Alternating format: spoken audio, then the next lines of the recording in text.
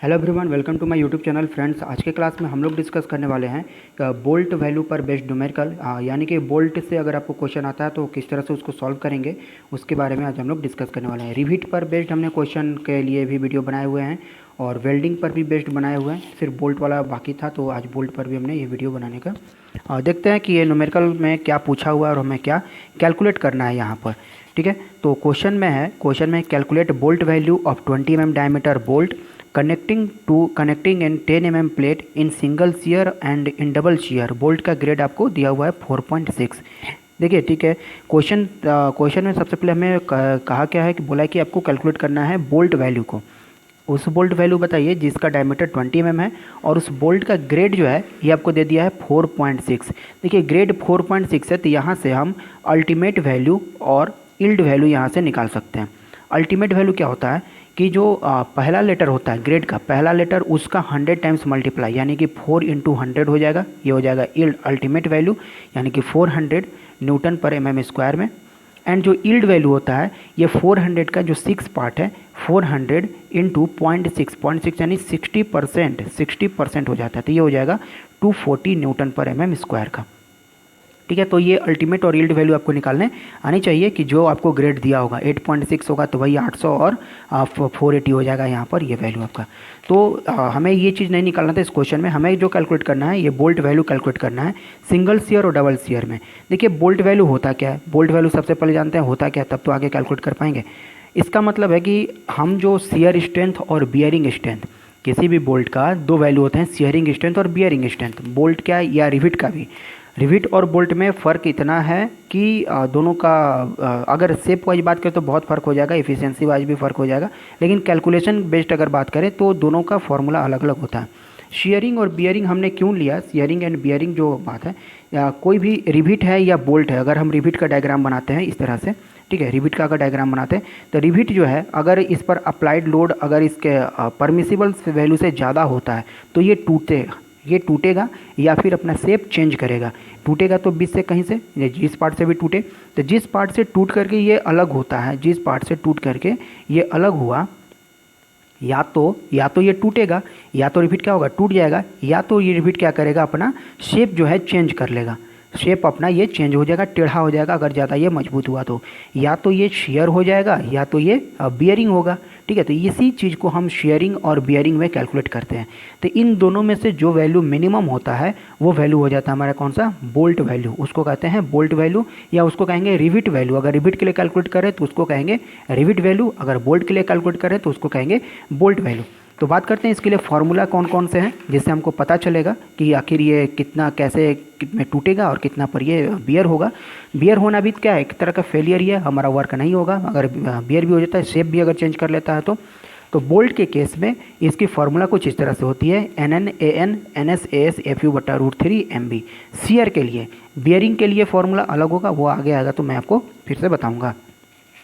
ठीक है, यहाँ पर NN क्या है, number of shear plane in net area, ये नेट एरिया है AN, number of shear plane in shank area.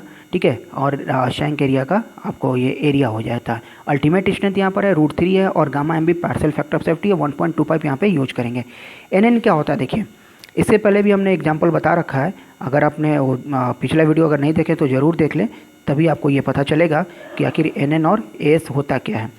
ठीक है, अगर हमारे पास कोई ये प्लेट है, डबल कवर बट जॉइंट का हमने प्लेट बनाया हुआ है, यहाँ से इसको बोल्टिंग से जोड़ा गया है, यहाँ से इसको बोल्टिंग से जोड़े हुए हैं, इस प्लेट को ऊपर से कवर प्लेट के साथ में इसको जोड़े हुए हैं। तो यहाँ पर बोल्ट में क्या होता है, कॉम्बिनेशन होता है थ्रेड और शैंक का। अगर यहाँ पर थ्रेड एक साथ यहाँ पर थ्रेडिंग किया हुआ, ऊपर में थ्रेडिंग नहीं है, और एक ऐसा बोल्ट है जहाँ पर ये पूरा ही थ्रेडिंग है, ठीक है, तो बोल्ट को टूटना कहाँ से होगा, ये टूटने वाला प्लेन है। तो जो टूटने वाला प्लेन अगर प्लेन एरिया में लाई होता है, प्लेन एरिया में अगर ये लाई करता है तो इसको कहते हैं नंबर ऑफ प्लेन, इसको NS कहा जाता है, number of shear plane in shank area.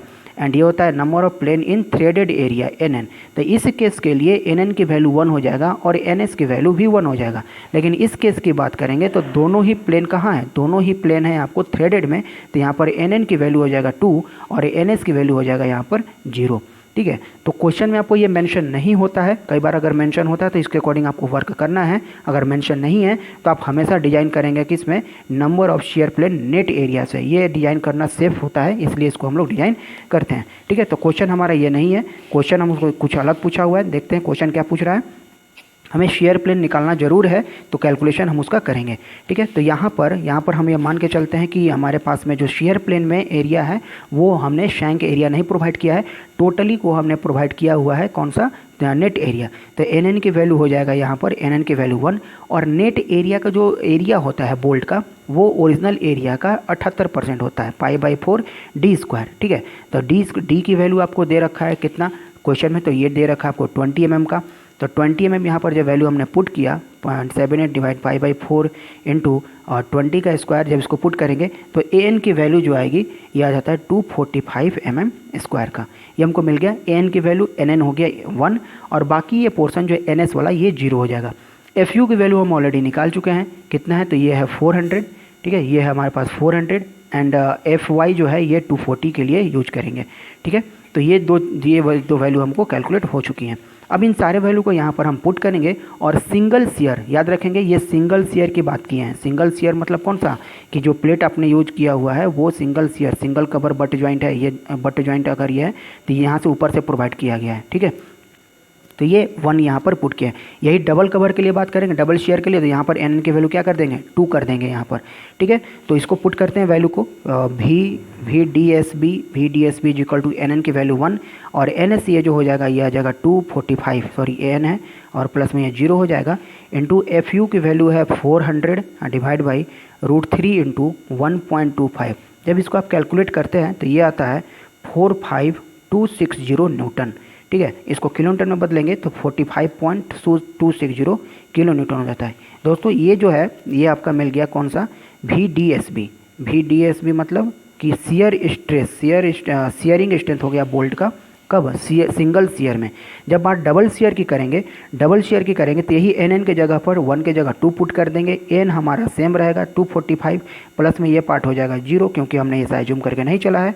F you की वैल्यू यहाँ पर अगेन 400 एंड √3 हो जाएगा यहाँ पर √3 इंटू 1.25 अगेन। तो ये जो वैल्यू है टोटली सेम है, बस यहाँ 2 से मल्टीप्लाई कर देना है किसका, 45.260 का। तो आ जाएगा कितना, 45 इंटू 2 90 इंटू 90.52 किलो न्यूटन। तो ये हो गया आपका सिंगल शेयर और डबल शेयर में शेयरिंग स्ट्रेंथ ऑफ बोल्ट। अब क्वेश्चन हमसे ये नहीं पूछा है कि आप सिंगल शेयर और डबल शेयर में शेयरिंग स्ट्रेंथ निकालें, क्वेश्चन हमसे पूछा हुआ है कि कितना होगा इसका bolt value. Bolt value calculate करने के लिए हमको क्या चाहिए, शेयरिंग स्ट्रेंथ और बियरिंग स्ट्रेंथ दोनों में से जो मिनिमम होता है वो होगा हमारा बोल्ट वैल्यू। तो बियरिंग स्ट्रेंथ देखिए दोनों के लिए सेम होगा, दोनों के लिए सेम क्यों होगा, क्योंकि बियरिंग स्ट्रेंथ जो होता है, बियरिंग के लिए हम BSB यूज करेंगे। ठीक है, बियरिंग स्ट्रेंथ के लिए, और यहाँ पर बियरिंग स्ट्रेंथ के लिए फॉर्मूला जो होता है 2.5 KB into D into T minimum into में यहाँ पर स्ट्रेस हो जाता है प्लेट का, FUP। ठीक है, FUP यहाँ पर यूज करते हैं प्लेट के लिए स्ट्रेंथ का। तो यहाँ पर देखिए 2.5 न्यूमेरिकल वैल्यू है, KB अलग है, D डायमीटर है, T मिनिमम थिकनेस है प्लेट का, एंड D अल्टीमेट स्ट्रेंथ है किसका, तो प्लेट का अल्टीमेट स्ट्रेंथ यहाँ पर यूज करना होगा। तो 2.5 आपको कोई जरूरत नहीं, 2.5 रख दिए। KB क्या होता है, KB देखिए क्या है, KB जो होगा, KB ये मिनिमम होता है किसका, E divided by 3D0, P divided by E divided by 3D0 होता है, and P divided by 2.5D0 होता है, एंड -0.25 FUB बट्टा में FUP एंड 1, इन चारों का मिनिमम वैल्यू होता है। अब E क्या है, P क्या है, FUP क्या है, तो अगर आप पहले से पढ़ चुके हैं तो आपको पता हो चुका होगा कि E कहा जाता है इंड डिस्टेंस होता है, P है पिच डिस्टेंस होता है, E की वैल्यू जो होती है 1.5 ऑफ D0 होता है, एंड P की वैल्यू होता है 2.5 D होता है, जहाँ डायमीटर होल डायमीटर होता है ये इसको कहते हैं होल डायमीटर की वैल्यू कितनी हो जाएगी, हमें डायमीटर जो बोल्ट का डायमीटर 20 mm दिया हुआ है, तो होल डायमीटर हो जाएगा 22 mm। दो इसमें ऐड कर देते हैं। ये हमने डायमीटर वाला सेक्शन में बता रखा है कि कितना हम जोड़ेंगे और कितना वैल्यू रहेगा तो उसमें इंक्रीज करना होता है, ठीक है। और एफ यू भी आपको दिया है, एफ यू पी 410 है और 1, तो इस सारा वैल्यू को आप पुट करेंगे यहाँ पर, सारा वैल्यू को देखेंगे और इसमें से जो मिनिमम होगा वो यहाँ से चूज करेंगे, ठीक है। यहाँ से जो मिनिमम आएगा, जैसे यहाँ की वैल्यू आ जाएगी E is equal to 1.5 D naught और डिवाइड बाई 3 डी नॉट, तो इसको कट करेंगे तो आ जाएगा 0.5, यहाँ से वैल्यू करेंगे तो 0.55 लगभग ही आता है, ये हो जाएगा 1 पॉइंट समथिंग में आ जाता है और इतना 1। तो इन चारों में से जो मिनिमम हुआ, मिनिमम आता है 0.5, ये इस वैल्यू को हम लोग पिक कर लेते हैं। तो 2.5 रख दिए यहाँ पर, इंटू में 0.5 रखते हैं, इंटू में ये डायमीटर है 20 और टी मिनिमम का मतलब है कि मिनिमम थिकनेस। तो यहाँ पर मिनिमम थिकनेस और मैक्सिमम की बात ही नहीं है, सिर्फ एक ही थिकनेस दिया हुआ है 10 mm थिकनेस, किसमें कनेक्टिंग इन 10 mm plate, connecting 10 mm plate है सिंगल शेयर और डबल शेयर से। तो थिकनेस की जो वैल्यू यहाँ पर यूज करेंगे वो करेंगे 10 और एफ यू पी जो है ये हो जाएगा 410। तो यहाँ से निकाल लेंगे, यहाँ से हम लोग कैलकुलेट कर लेंगे किस चीज़ की वैल्यू, तो बियरिंग स्ट्रेंथ का, बियरिंग स्ट्रेंथ की वैल्यू कैलकुलेट करते हैं कितना आता है।